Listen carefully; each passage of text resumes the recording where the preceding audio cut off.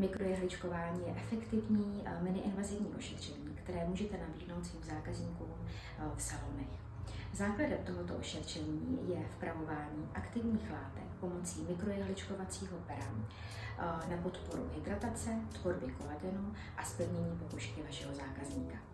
Velmi důležité je během tohoto ošetření dodržet hygienické normy a dodržet hloubku, která je povolena vpravovat aktivní látky do pleti zákazníka.